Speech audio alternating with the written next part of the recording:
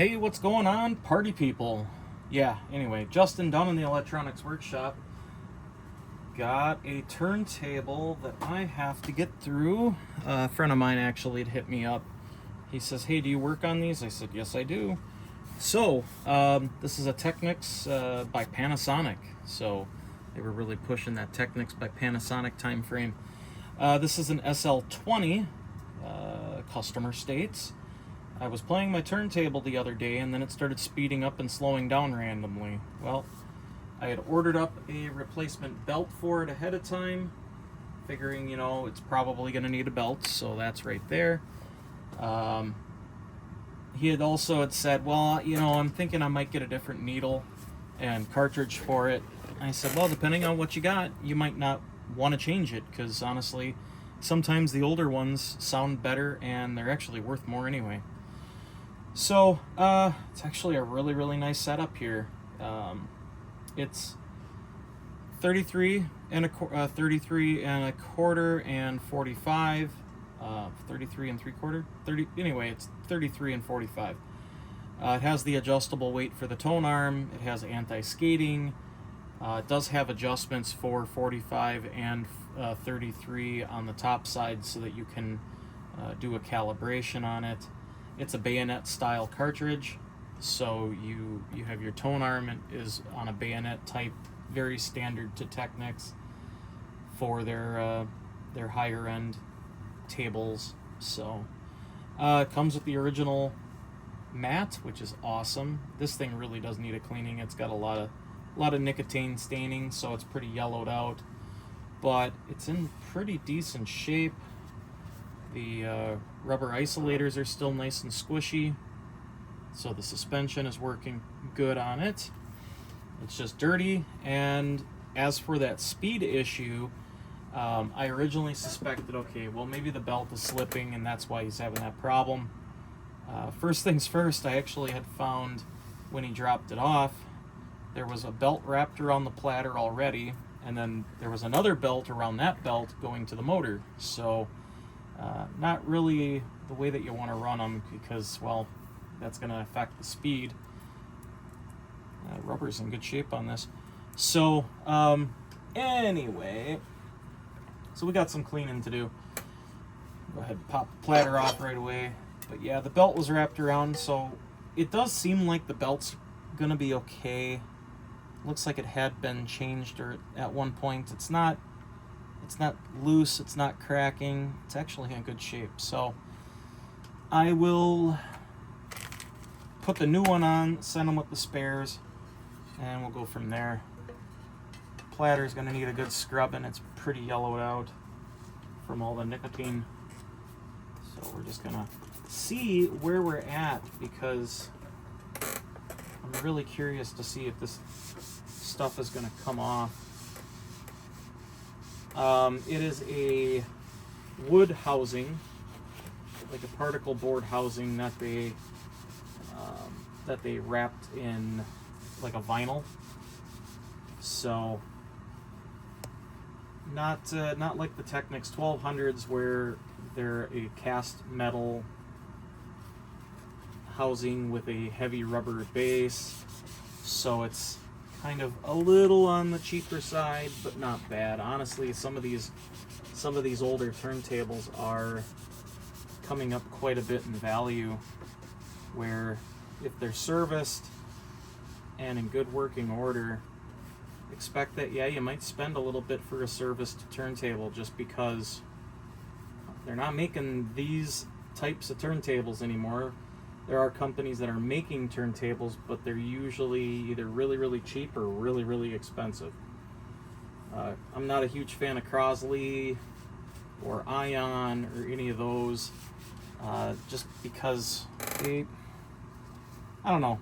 I got spoiled by Technics, and I know there are better ones out there than Technics, but they seem to be the most reliable when it comes to that.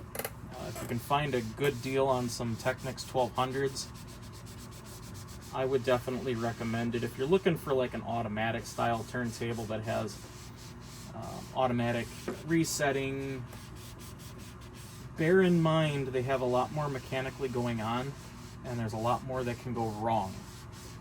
So they have a tendency of really being a pain in the butt. This yellowing isn't really coming off.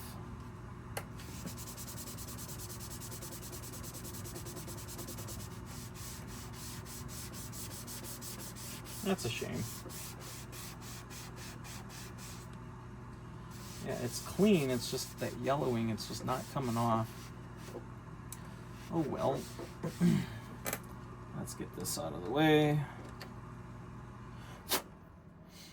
Yeah, it's an Audio Technica, what was it, a 5011E cartridge and needle, so it's actually a pretty decent setup. And it sounded pretty good from the testing that I did with it, so I wouldn't, with him, I really wouldn't recommend changing it. If it works, there's no need.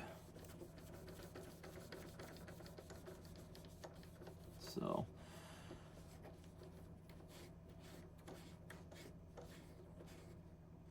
yeah, there's some grime on it, but not bad.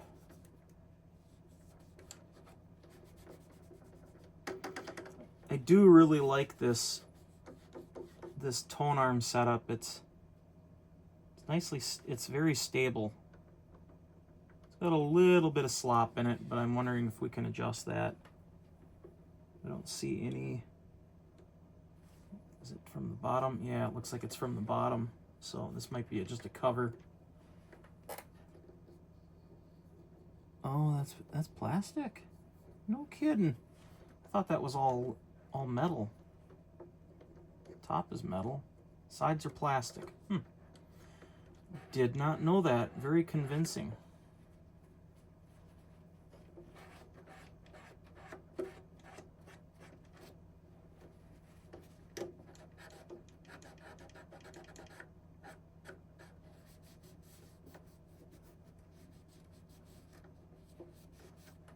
Yeah, a little bit of crud.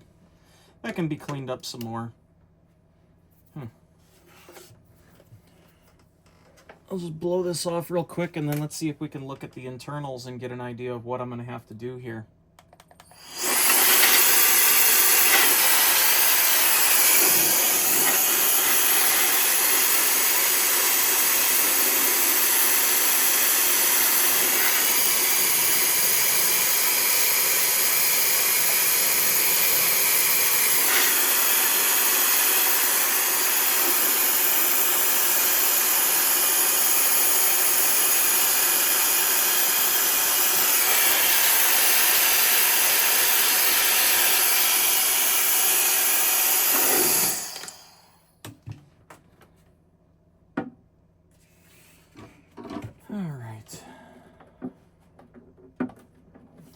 Stay on. Let's see what we got on the bottom side. This screams 70s. Definitely screams 1970. So, let's see what we're working with. Definitely, I'm going to want to check out the capacitors, because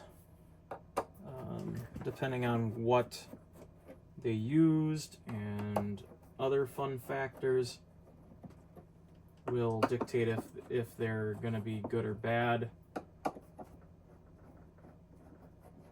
Again, I don't want to stick a whole bunch of time into this, because it's not a turntable that you really, that's going to be a huge investment of money. It's not something I would really want to put a bunch into, but that doesn't mean it's a bad table whatsoever. Okay, we'll have to disassemble that. They potted that. Really? Yeah, what the heck? How am I going to clean that out? I'm going to have to... The bejesus ring is potted in with some epoxy or something.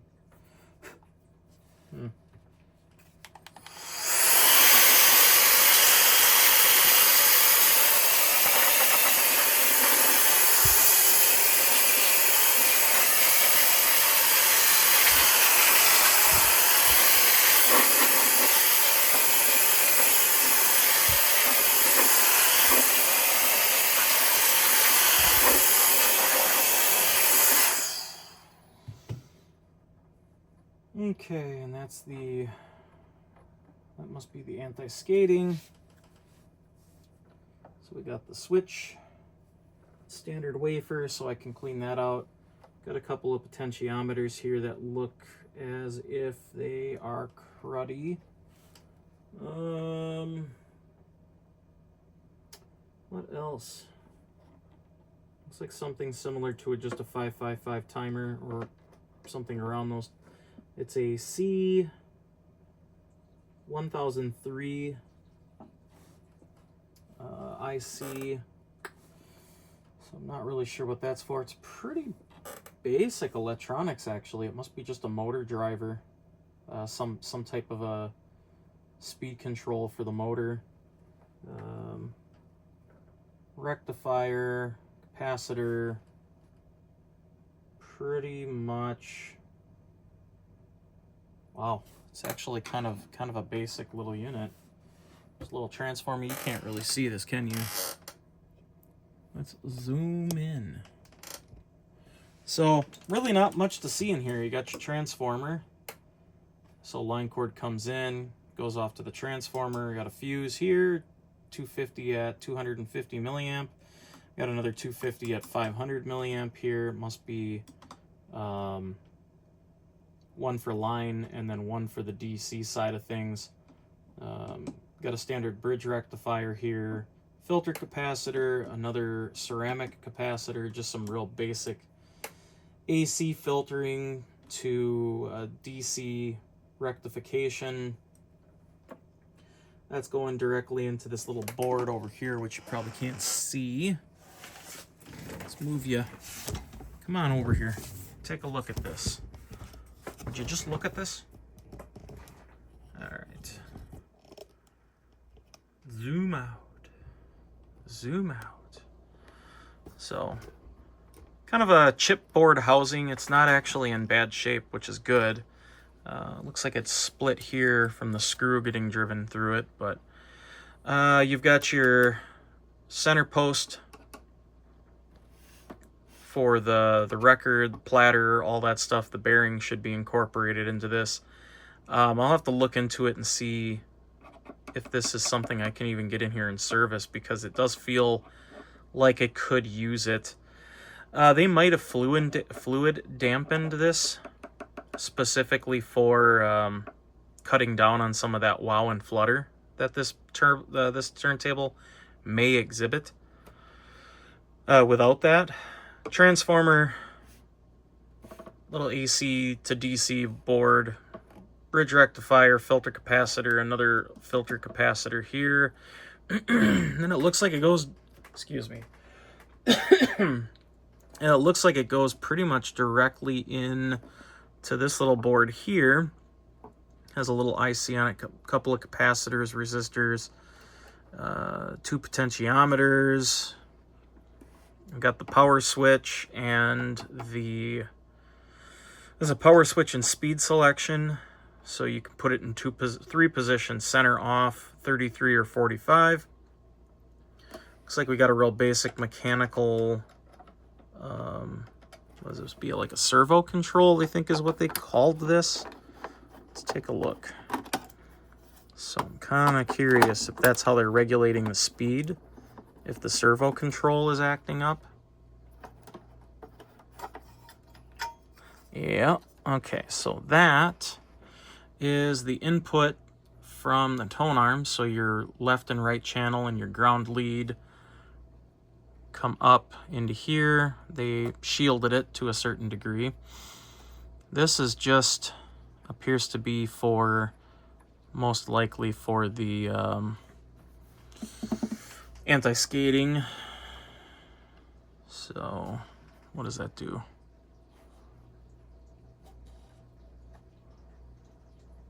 Anyway, there's really not a lot going on in here. I was kind of expecting a little bit more. This is pretty basic. And again, that is not a bad thing. It means there's less to go wrong. So when I say basic or not a lot going on in here, that means that, hey, there's not a lot that can go wrong in here. And it's a belt-driven turntable, so nothing direct drive. But okay, so what I have to do, and I'm going to start by just doing a little preliminary lube up here. There's 2 potentiometers. We're going to give those a squirt. There's the wafer switch for the power here. I'm going to give that a little something. Yep, they call this, well, they jokingly call this technician in a can. But it does help a lot with the crowded up old connectors and stuff like that. Technicians use it. So, motor's looking pretty good. I might look at seeing if I can tighten that down a little bit. That might be just slipping or moving too much. So it could use maybe a little bit of an adjustment. All right, I'm gonna move you so I can get my butt in there again. Because you're hogging the bench. We'll let that soak up for a little while. Let's take a look at that motor. See if we can sort of secure that a little bit better. Might just have to give it a little bit of squish on these rubber dampeners. They are just a touch on the sloppy side, and I think they're tight. Yeah. That might be just what it is, unless there's replacements available. Suppose I could shim it.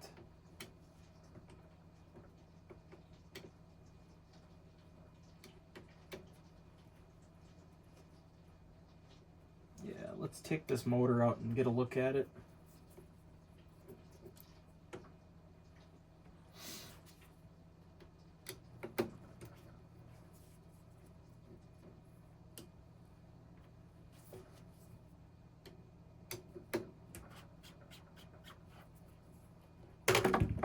Hey, come on now. Careful. Okay.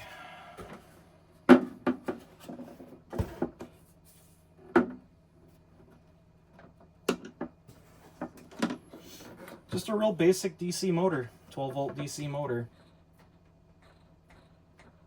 Bearings noisy. So we could put a drop of oil on that to kind of help it out. Motor is grounded to cut down on noise. I think I'm going to see if I have some washers that are just the right size to put on the bottom side of that motor to give those O-rings or those dampeners a little bit more squish. It'll help stabilize that motor.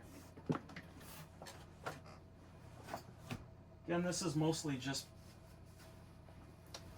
probably cleanup and normal things that honestly those little dampeners should be replaced. But where did I put all my screws and washers? Losing my mind. Not there, not there, not there. There they are. The other thing is I put them way out of the way so that I wouldn't be tipping it over. Excuse me. There we go. Okay, let's see what we got.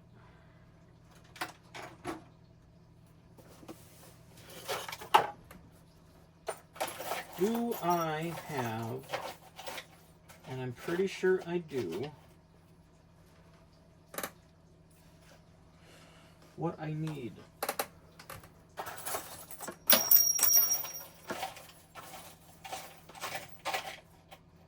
I know what I'm looking for.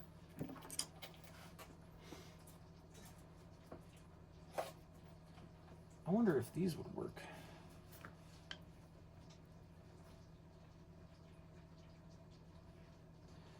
They're a little small.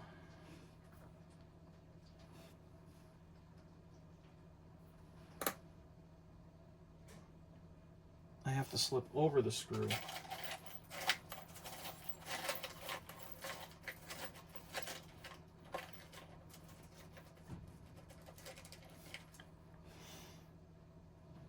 That would work if I get 3 of those.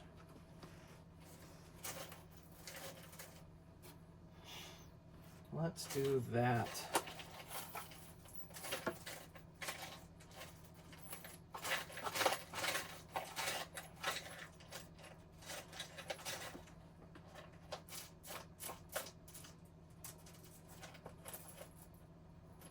That's 2. Right? That one's bigger. Darn it. I want the same size.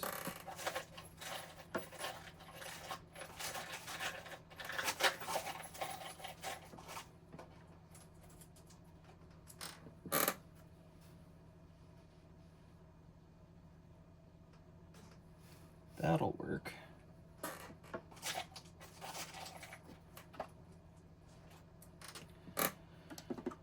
And that'll work.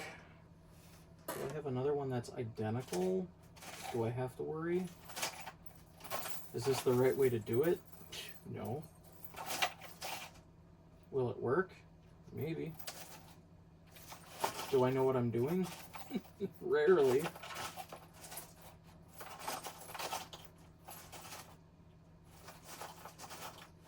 Yeah, good enough.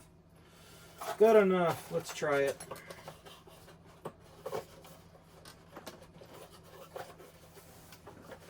Let's roll with that and see what that yields.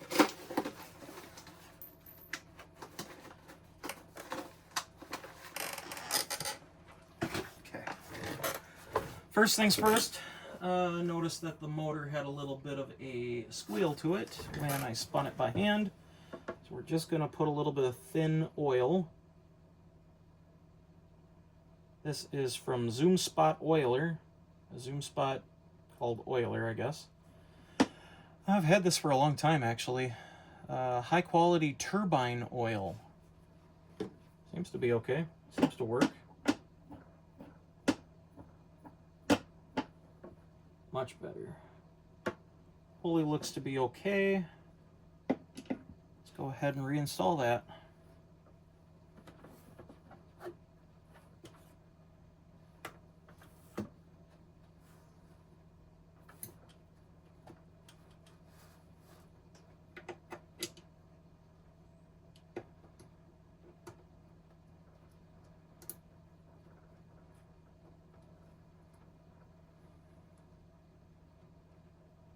That capacitor looks a little funny. I think I'm going to get my eye on that.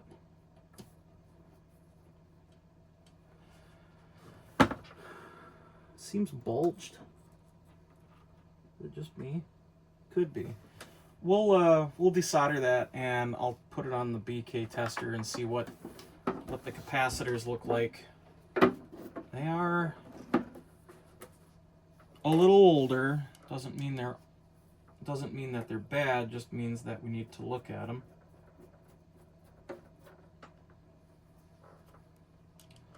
That seemed to do exactly what I was hoping it would. Much better. Still have isolation, but the motor doesn't move around a lot. Because after all, that is kind of controlling things. I'm wondering how I'm going to get in here to deal with this. Because I can't really do anything about that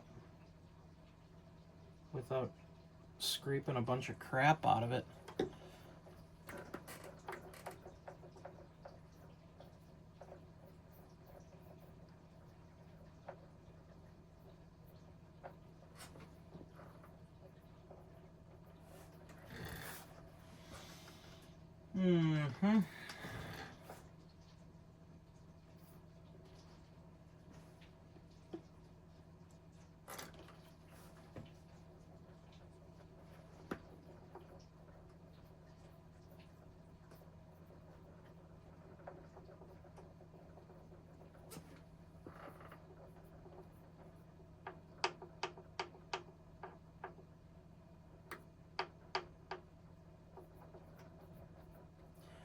I'm just trying to force some fresh stuff in here, and I'll see if I can free it up a bit.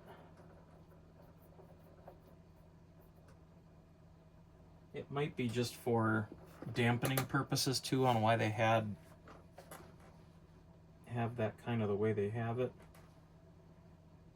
But it doesn't seems like they used moly, like moly grease or moly lubricant.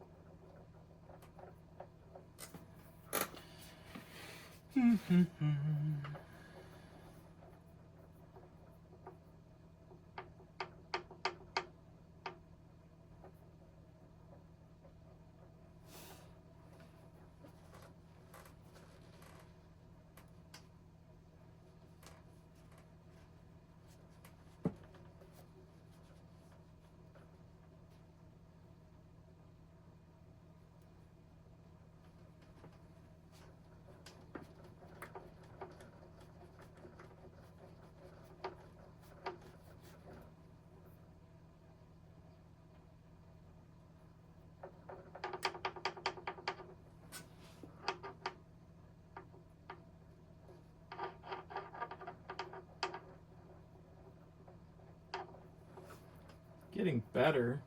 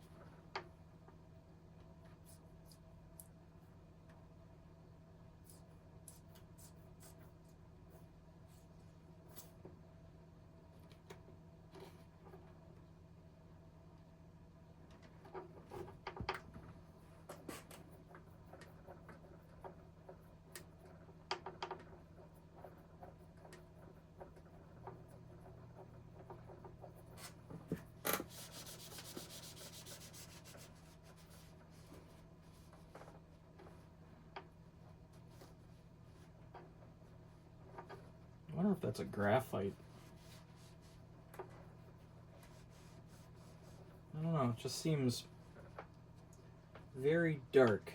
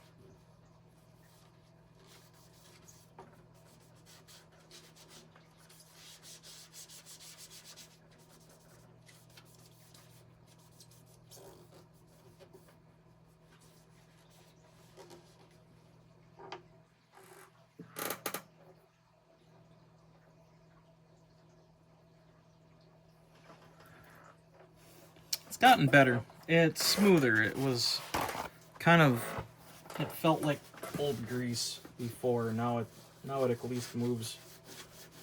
Not super smooth, like it still takes a bit of force to turn it, but not terrible.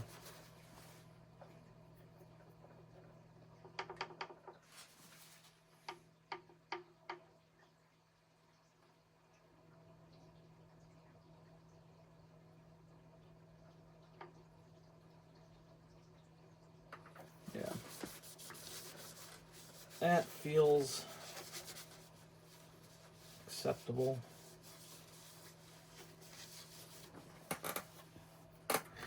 All right, let's look at, I really wish I had one of those platters that has the strobe style thing on it so I can just put a filament bulb and see how accurate we are. I should order one up, actually.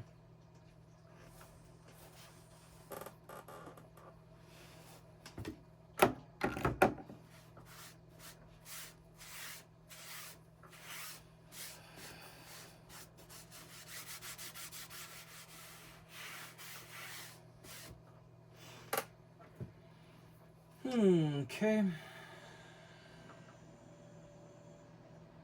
What was I gonna do? Yes, that was what I was gonna do. Let's just put the platter back on and just double check and see how smooth this is.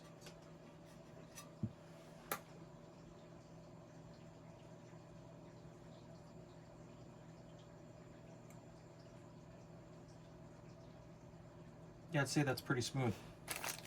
Let's put a belt on it. Let's wait on the belt actually, because I'm going to be flipping this over.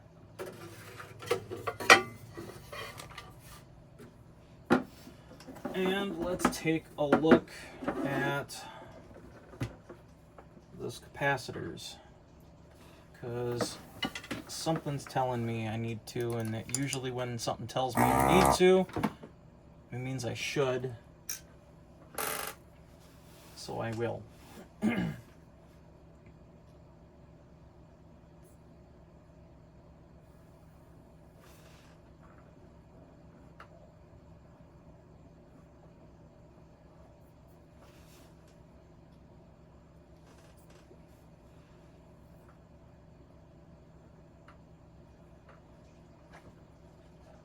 the isolators are doing their job. The felts are kind of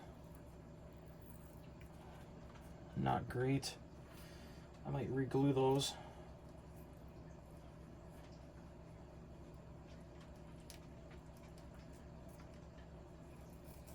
Yeah, I'll re-glue these or replace them, one of the two.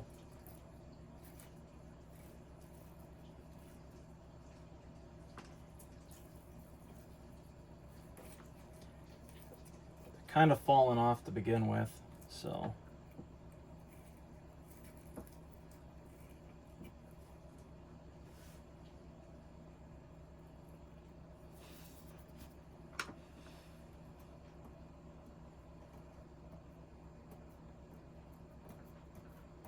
Yeah, we'll take some rubbing alcohol and hit those up. In the meantime, iron should be warm now. Let's take a look at this, see what we're dealing with.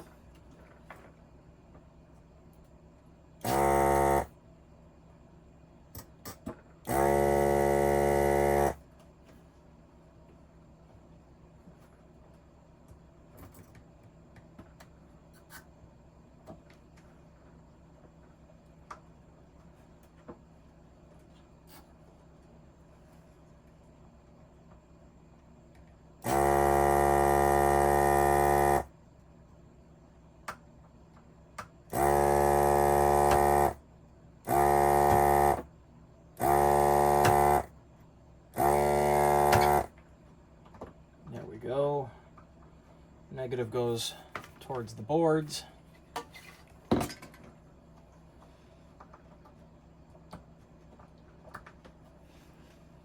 And it just looks bulged, but it might not be.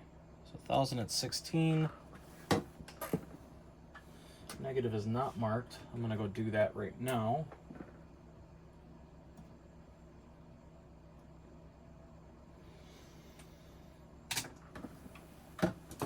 let's grab the BK, which is right here.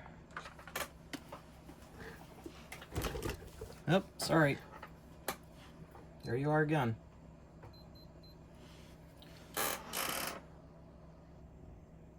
Let's see what we got here. Negative to negative. Oh, let's discharge this. I don't want to burn that up. It's discharged. Good. Positive. Negative. We're looking for something close to 1,000.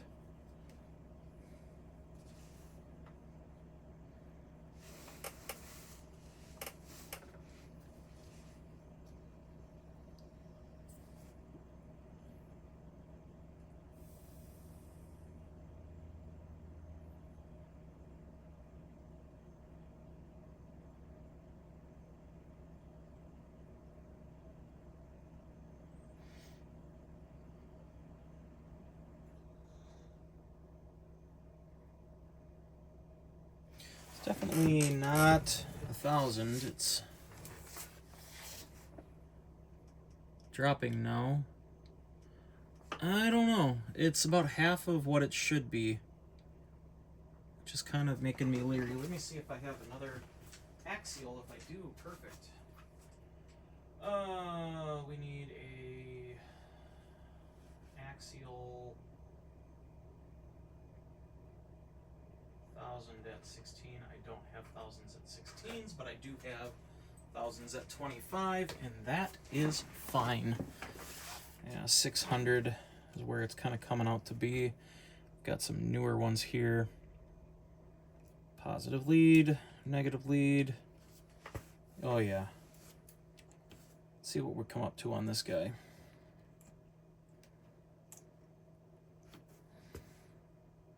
$700. It's clocking up still. Lower ESR. Oh, yeah, it hurt my knee. Much lower ESR.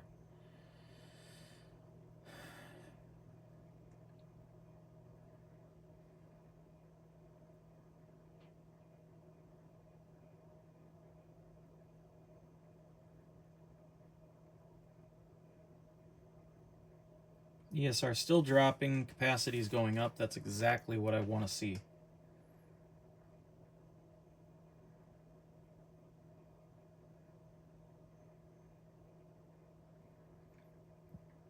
$712, $713. Let's grab a new 1,000 at something and take a look and see what that says. Where are you? Way down here. Grab that. Ouch. 1,000 at 16.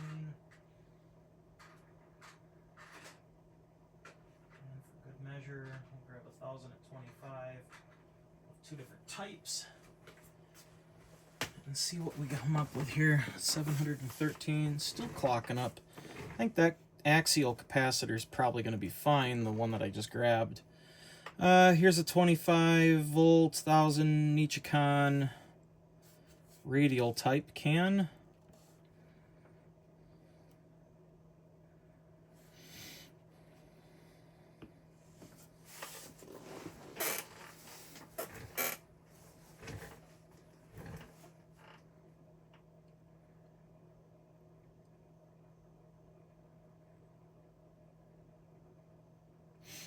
That one's clocking up nicely too, and it's looking like it's going to come out even better. Let's try this weird one. I don't know, these seem to be hit or miss, usually. They're supposed to be a low ESR, 105C.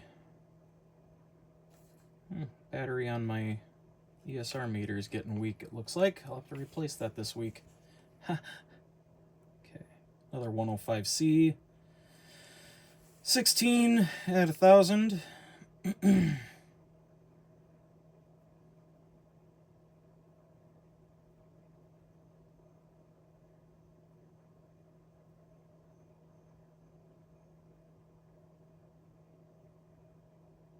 think we'll put this one in.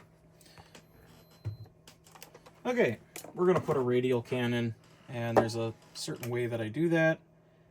Bend them over. You can't see what I see. I just bend over the leads like that. And since we know the original spacing, I'm just going to grab a angle tweezers, not tweezers, needle nose. Set that. And about there, perfect. Let's pop this in the, oh, is that gonna get in the way? Is that gonna be a problem? It is not connected to anything. It shouldn't. Maybe I'll pop some heat shrink tubing on this just to be safe.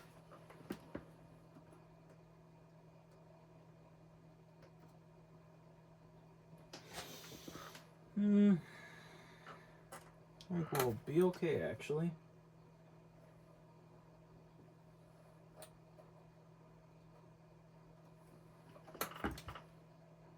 Yep. That capacitor definitely was not in spec. That's the main filter cap too, so we kind of want that to be really clean.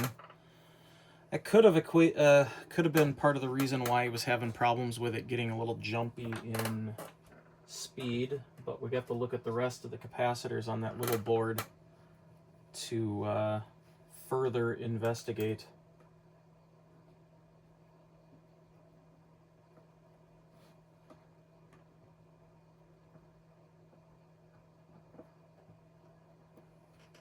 Groovy.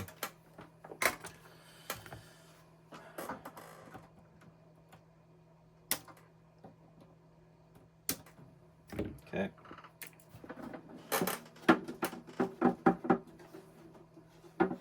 Shaking out the tails. Now let's look at the other little board here. So we know that that'll be fine. And let's get that out. So how and what is going to be the best way to accomplish that goal? And it appears 2 screws and it's out.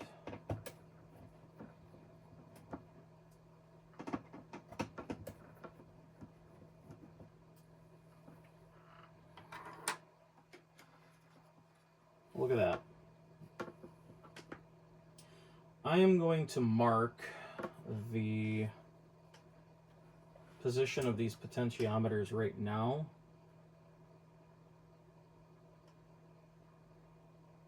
Just to make sure that if we move it, it's going back exactly where it's at. I do want to move these back and forth a bit because they've got a bit of crust on them from age. So what do we got? 0.047 at 50. Let's desolder you.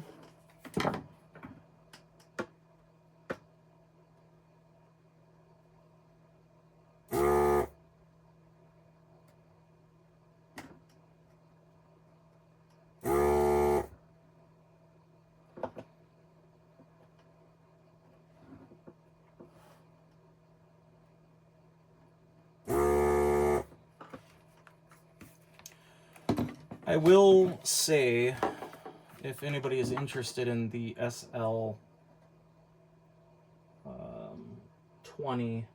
is it the SL-20? This series.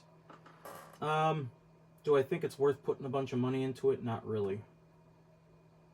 But doesn't mean it's a bad table, just means that I really wouldn't put hundreds and hundreds of dollars into it because it's a pretty basic unit. Okay. Gonna mark the board so I know that where the ground went on that, and it was right there.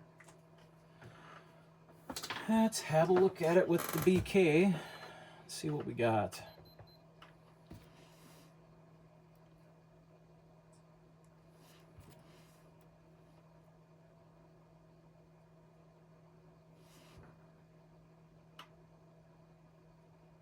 Ooh. 760 nanofarad and falling. ESR is not in a good spot. I am not happy with that. So 0.47 at 50. I think we're going to be recapping that little board.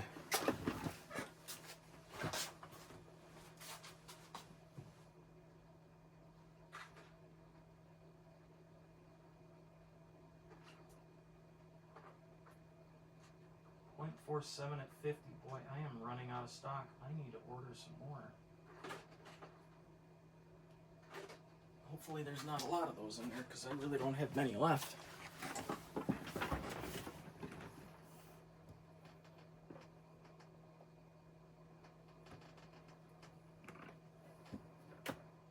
Like, meaning that's all I have.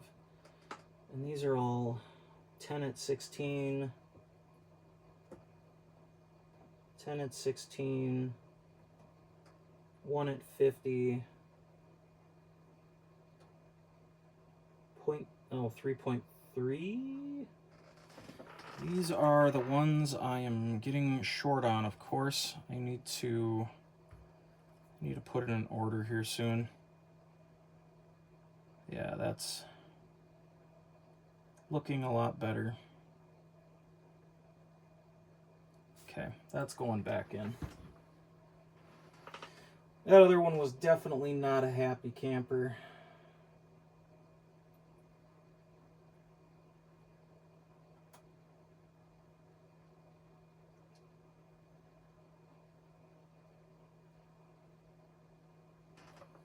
All right, let's tack this one down. Yep, you can still see things, kind of, sort of-ish.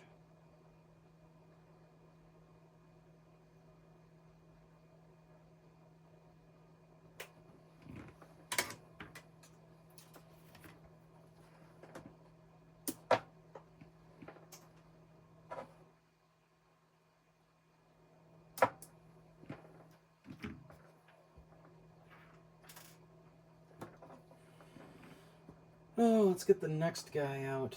And you're right here.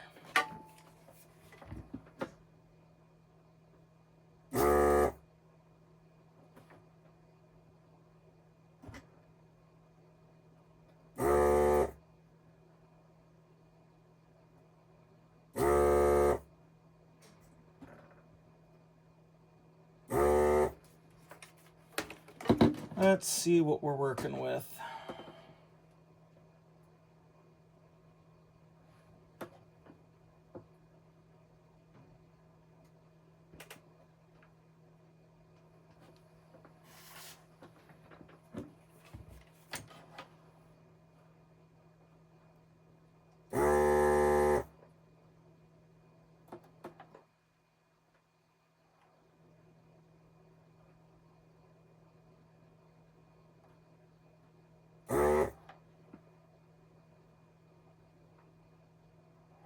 You're not it.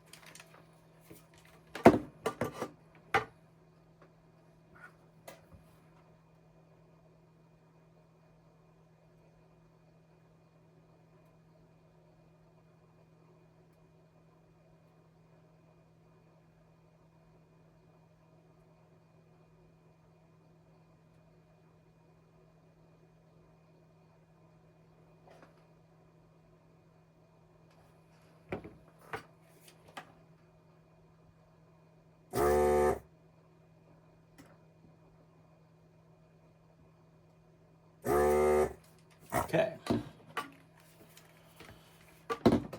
Let's see what we got. Ground goes that way. Mark that right away.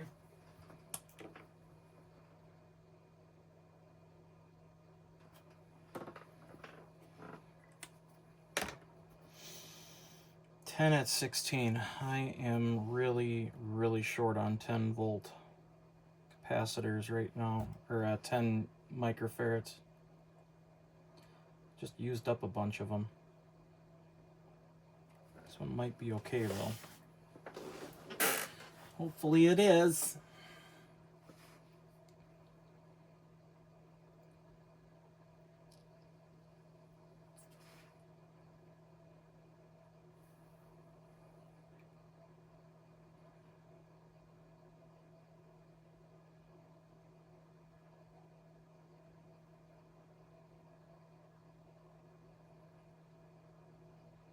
ESR is climbing, capacity's dropping. Not usually a good sign. All right, let's see what I have for 10s. I'm gonna need a few. Now what do we got? Oh, what do we have? 1, 4 7s, 22s, 10s, 10s. Good grief. I am flat out of something that's even going to be close to being right. I have a giant monster. The rest are all height. 160s, 250s. I don't know if I really like that. I might have to order up some 10. Might have to put in my order. Darn it.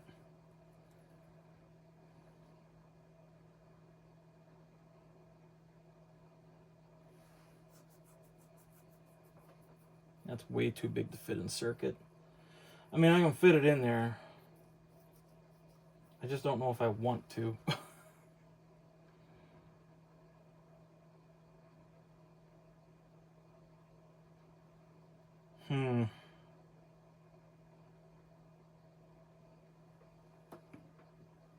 Great. Great. Great, great, great.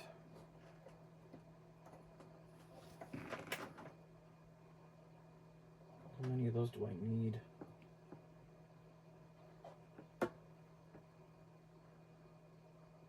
Two of them.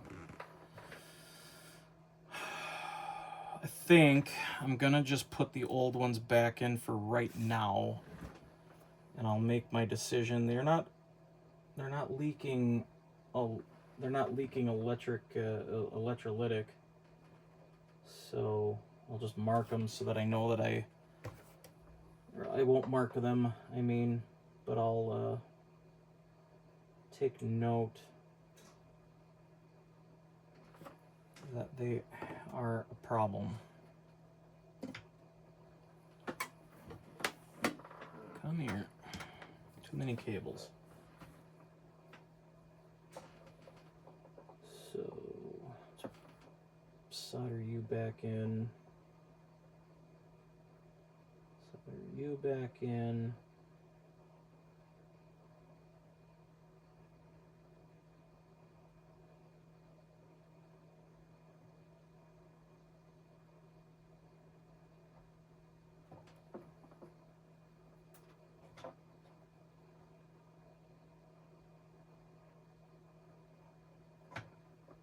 Solder that diode back in.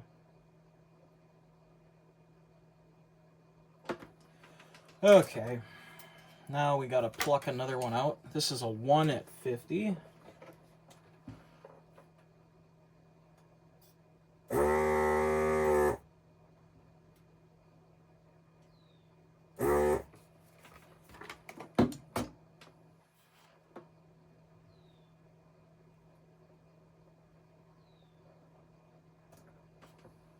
Okay, ground to the outside.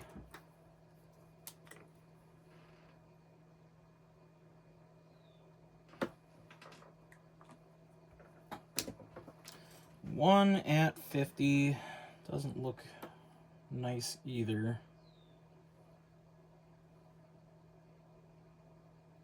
That doesn't mean everything.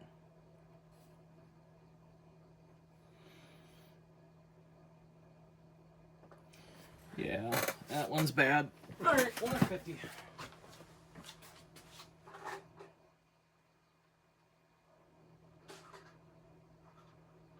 Those I've got a few of. Let's see what this one look like.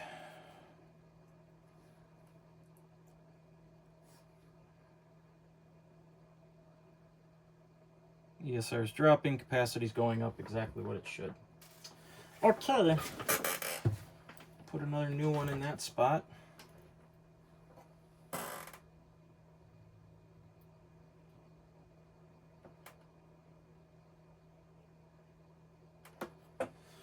Solder that in right away. Good thing is there's not a lot to replace on here, just a few. So I'm not really complaining.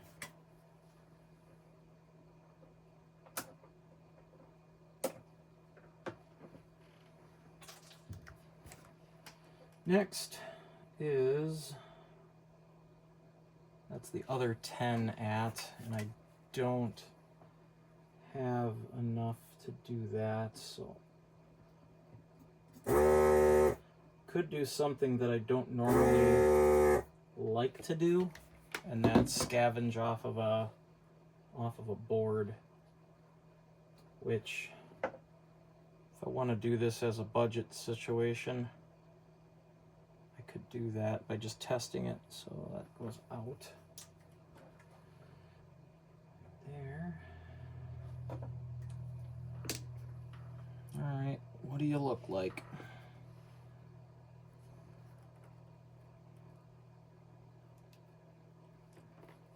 Oh, there's not a lot of lead here for me to do that.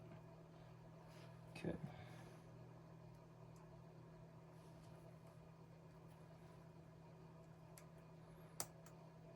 These alligator clips are in terrible shape too.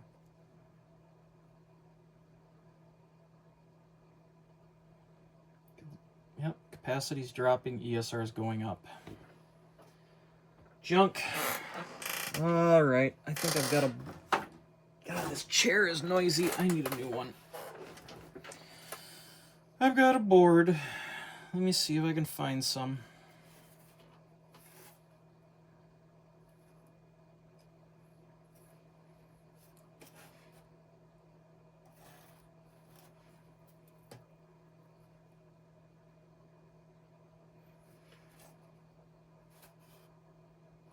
Ten and 16, 10 and 16. I got two of them right here. Wish I didn't have to steal parts off of this poor old board here, but man, I felt sad when this amp got cut. This was a... Is this a Phoenix Gold car audio amp?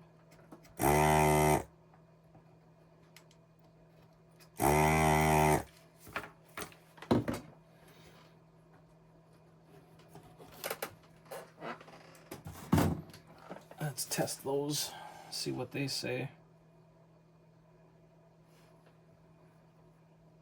10 and 16.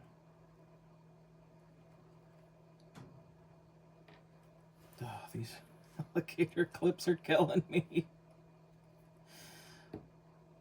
Shut up and replace them, Justin.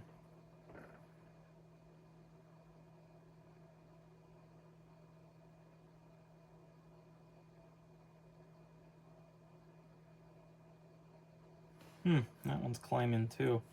I wonder if it's because the battery's weak in this meter. I should probably change that. I have no reason not to.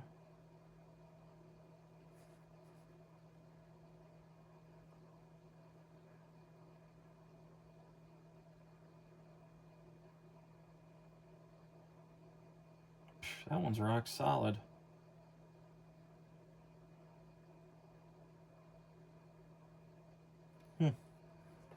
Set that one aside. I think I'm gonna just try to grab a few more of them and just get an eyeball on this. There's another 10 at.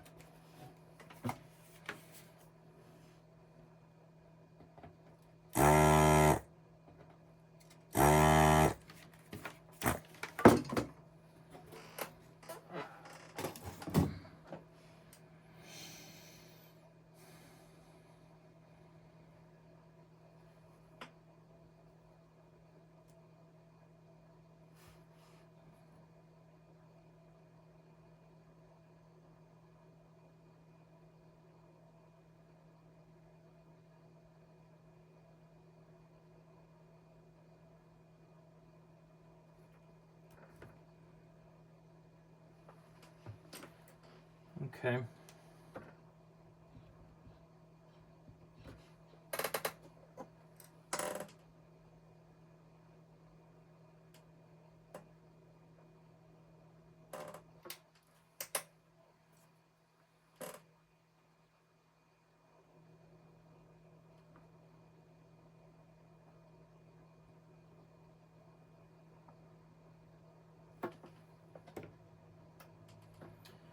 We're doing it.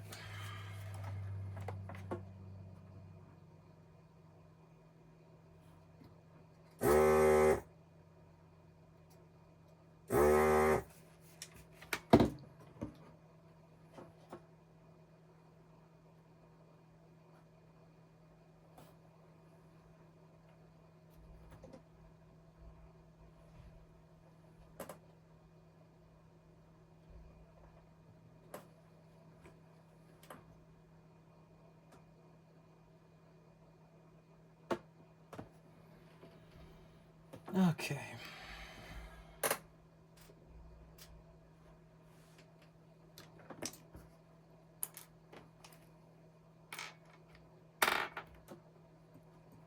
Let's blob those back in and then work on the next set. I get a feeling that this is part of the reason on why this amp was actually acting goofy. It had some flaky caps too.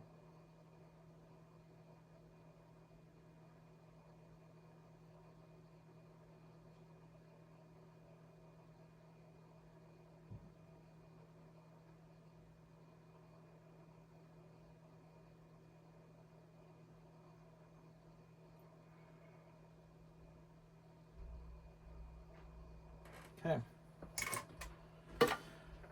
Let's look at the next one. I really need a holster for this desoldering tool.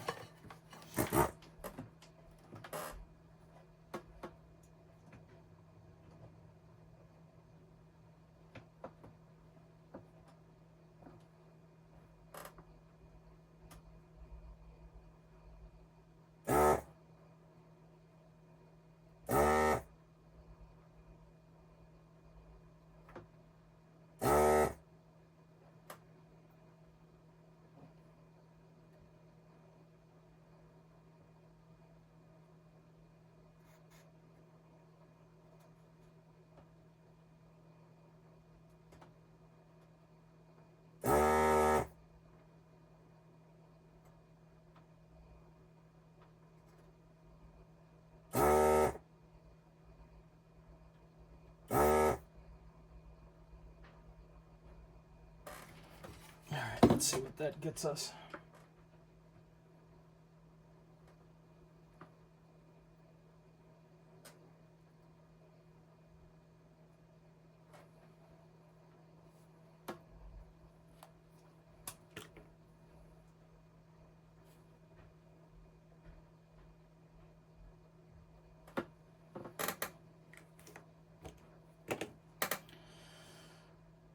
.3 at 25.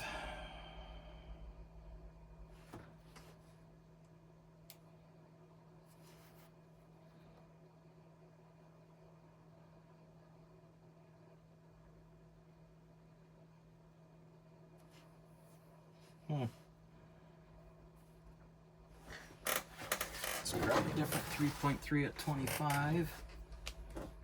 What's the last one that we need here? Need two of those 3.3s.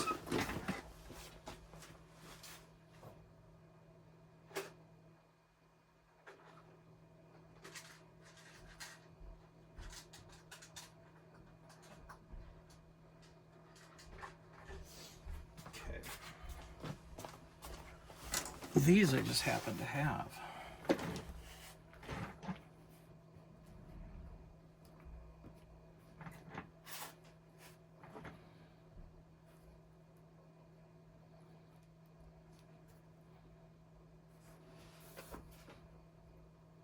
Yeah, spot on. That's going in.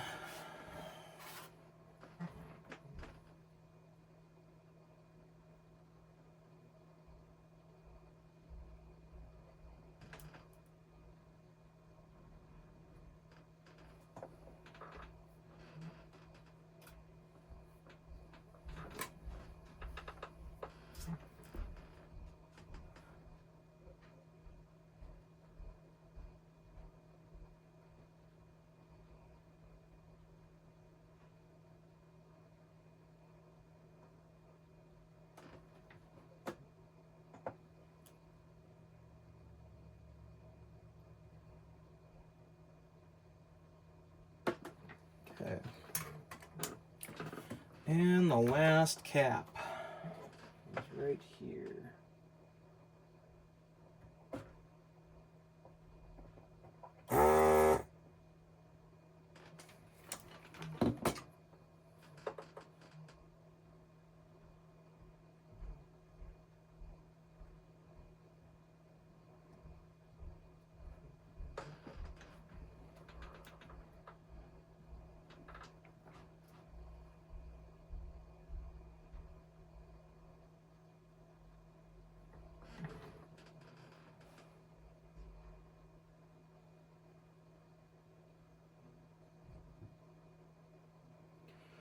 I need to put a little bit of heat shrink on that.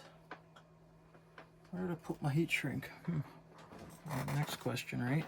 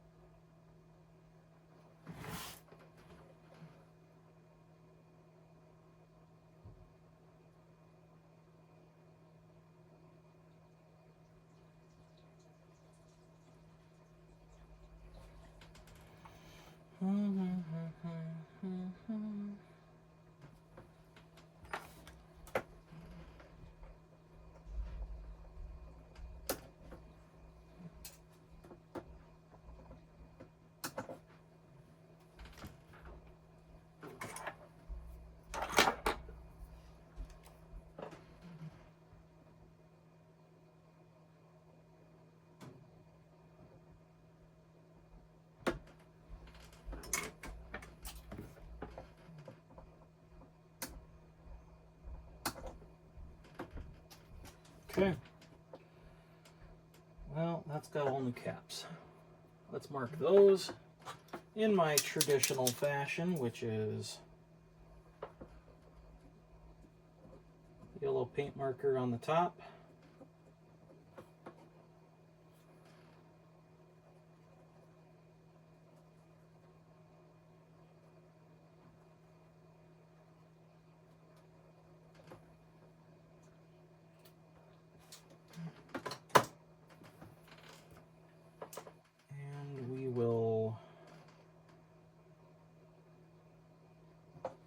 Sign the work. I'll sign that on the back side of that one.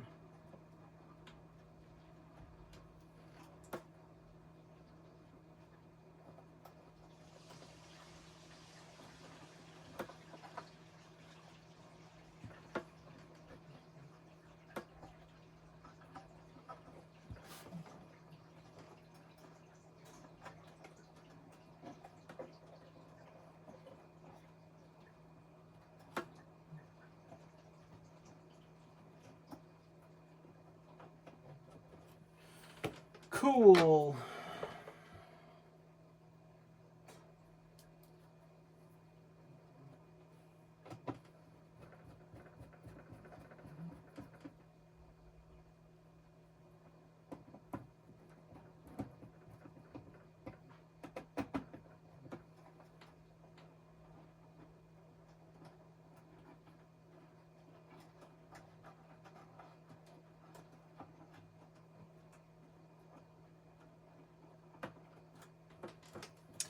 Okay.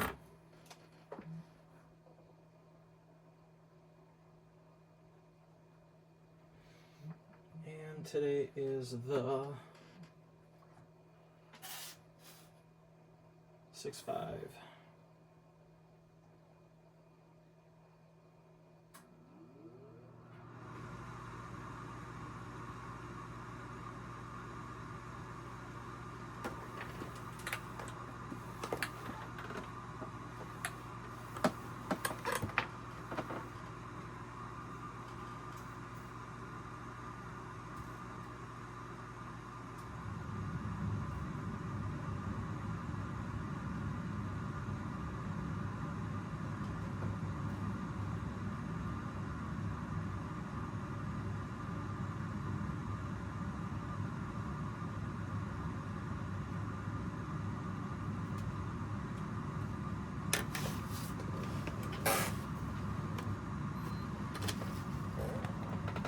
Cool.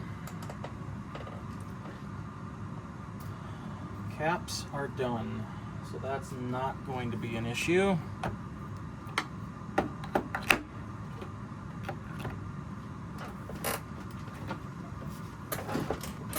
Oh, I need to add to my shopping list a chair. I'm getting sick of this chair. What do we need? We're going to glue down those feet. I'll just reuse the old ones.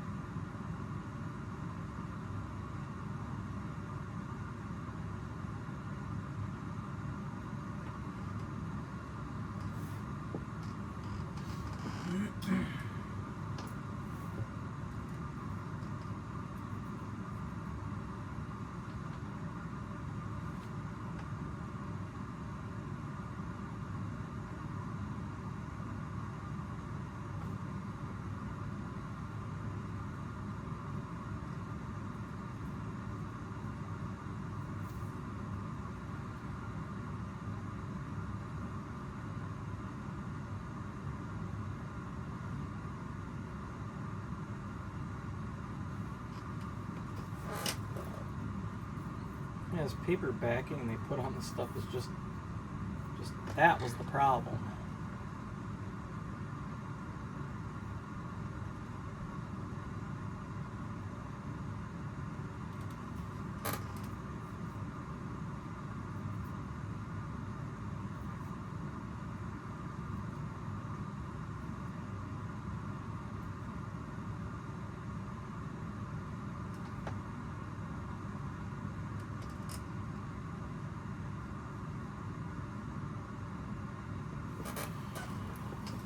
I think we're pretty much done on the bottom side, so I feel good enough to pop this back on.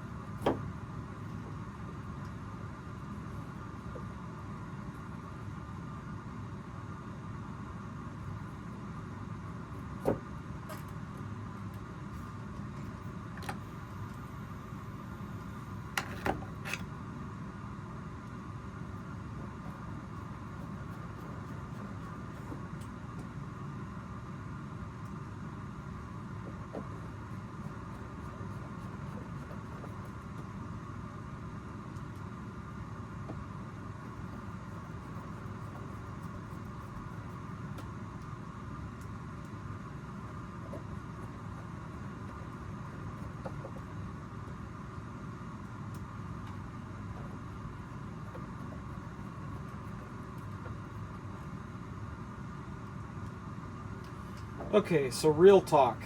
What makes for a good turntable?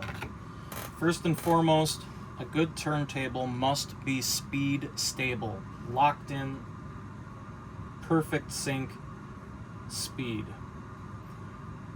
In my opinion, second most important thing that makes for a good turntable is a really nice and stable tone arm that can handle record vibrations, variations, problems, doesn't become resonant itself and bring any harmonics into the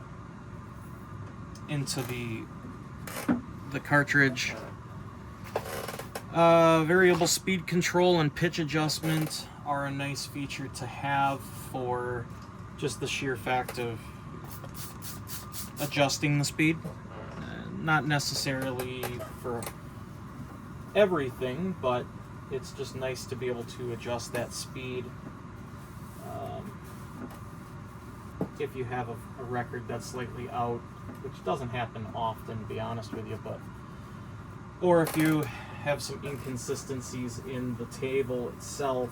I'm gonna just pop this off since it's already loose. Man, this thing is yellowed out pretty bad. That's kind of sad. I wonder if I can, really wonder if I can find just like right sauce a solution that'll clean that up.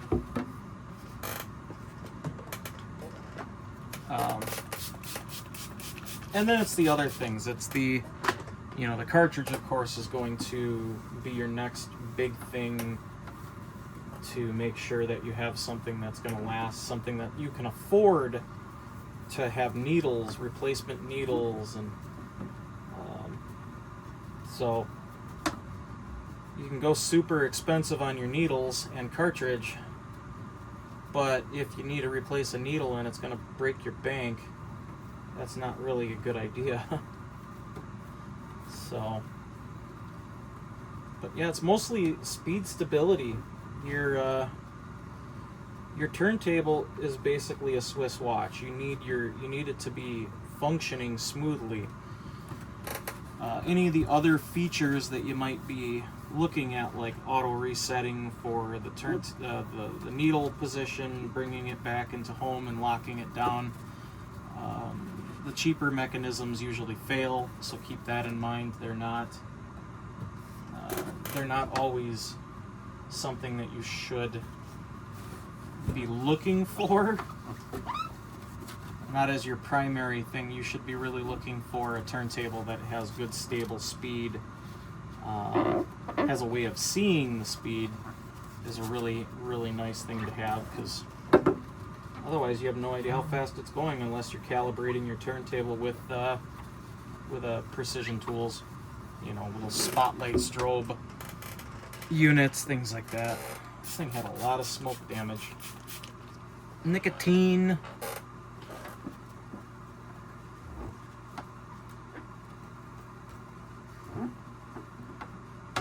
Heavy smokers home.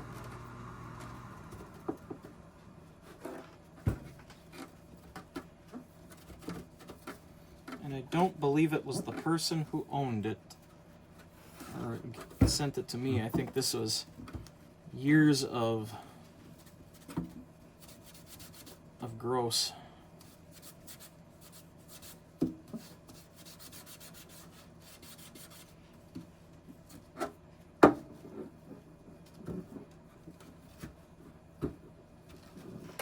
Boy, that already looks a million bucks better. Okay. Just wish that wasn't so yellowed out. Because now you're going to be able to see how yellowed it is with the clear, cleaned up cover.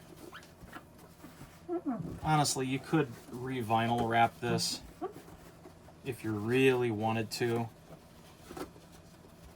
Is it worth it for this type of table? I don't really think so.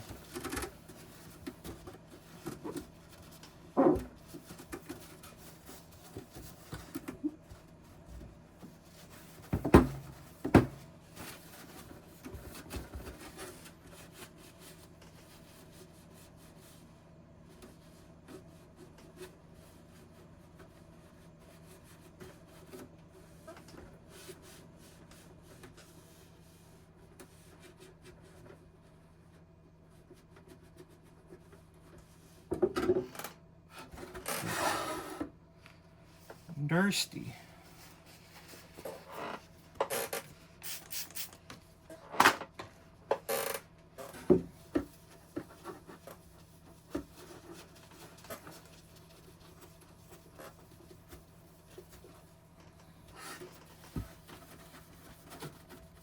Honestly, these covers are probably more expensive than the turntable itself.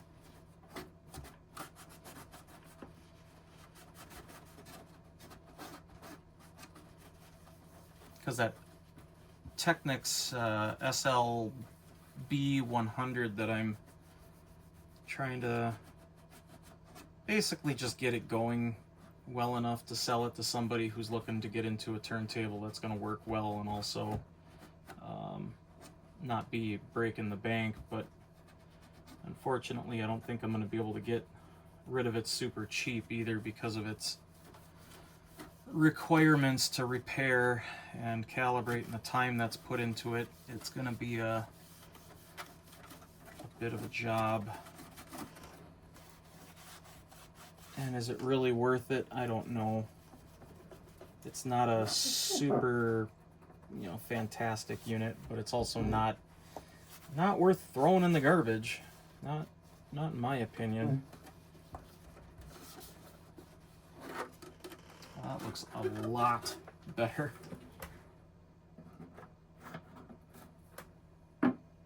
Yeah, holy cow, you can actually see the turntable.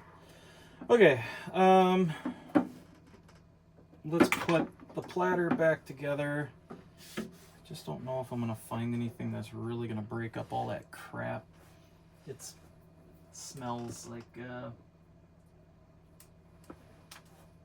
is this just the D5? This is the D5. Sometimes contact cleaner can break up that crap.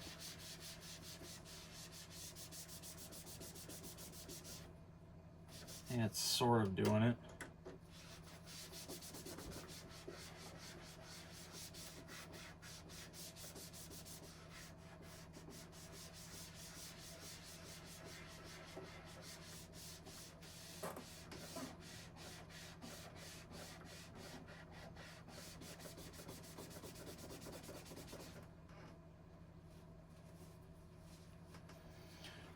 Sort of.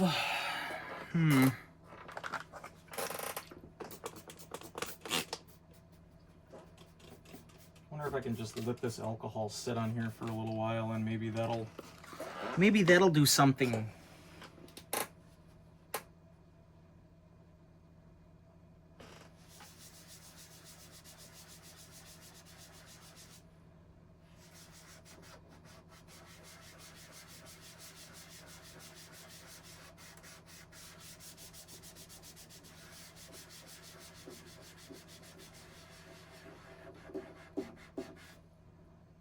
That is not touching it.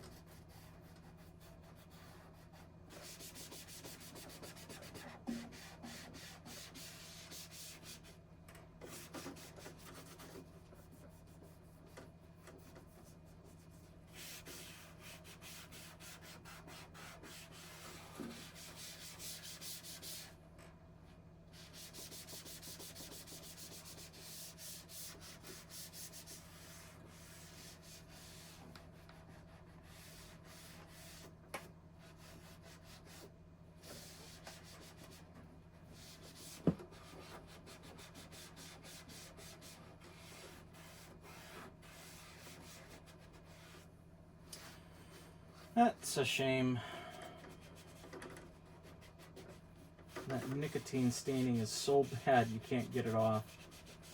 And it's just because that's vinyl. It's kind of cleaning it, but it's not really doing anything.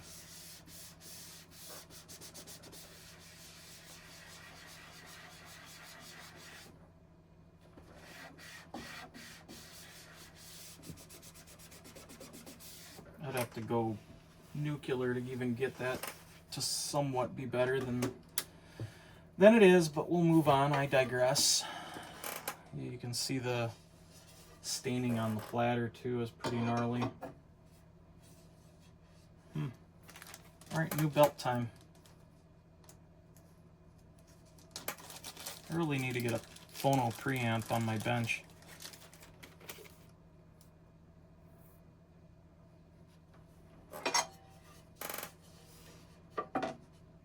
So, to put a belt on, here's the way I do it.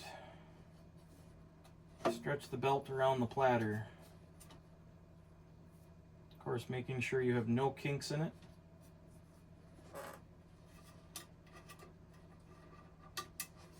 Okay, and once you have it stretched around the platter, slip a finger from the other side through. Again, making sure you do not put a kink in it and then just slip it over the motor itself. And that's that. Doesn't get any easier than that. Let's see if we can kind of clean up this platter a bit.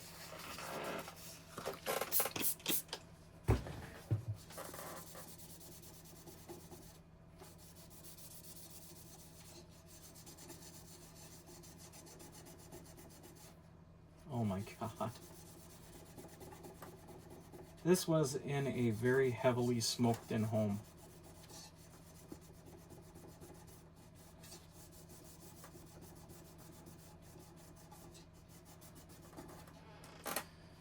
That raises the question, guys, when you run into smoke, nicotine, damaged, tarnished problems like this, what is your go-to solution for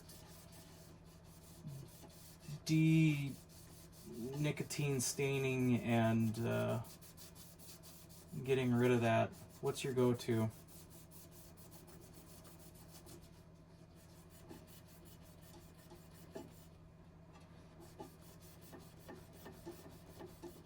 Holy crap, I have to really scrub.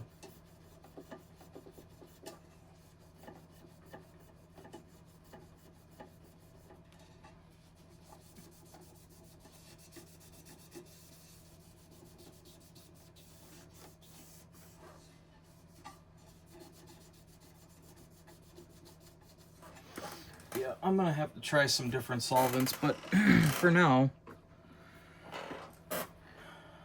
I think I can go ahead and just pop this back on.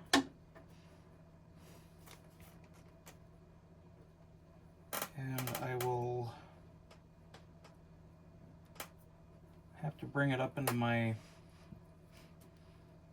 listening space and hook it up to my receiver. But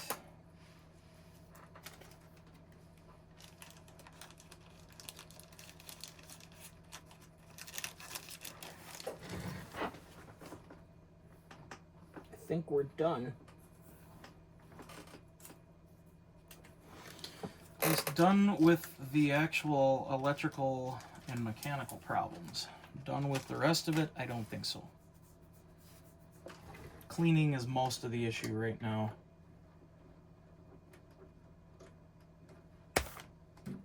Let's plug it in. Let's make sure it still spins.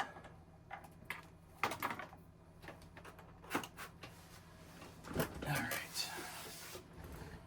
right. 33.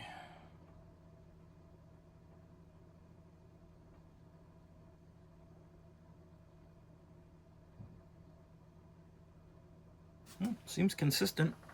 Let's just put a record on it. Not going to be able to hear really anything. Plus, I wouldn't be able to play it for you regardless.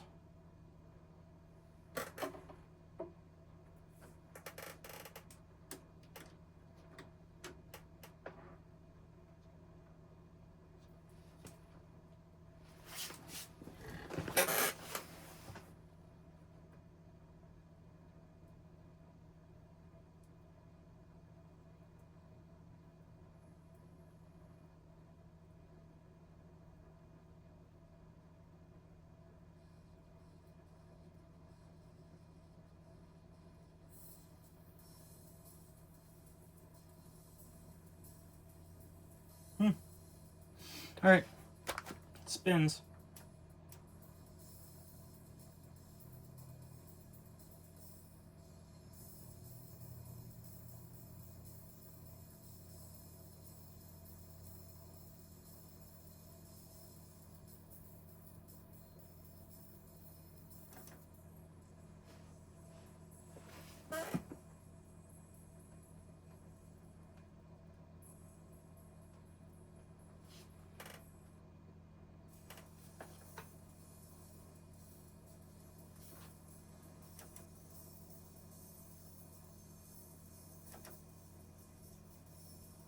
Yeah, sounds good. I mean, I can hear it through the cartridge, so cool. Good enough. We'll bring it upstairs. I'll have a listen to it over with tonight, being that I'm going to be calling it quits down here.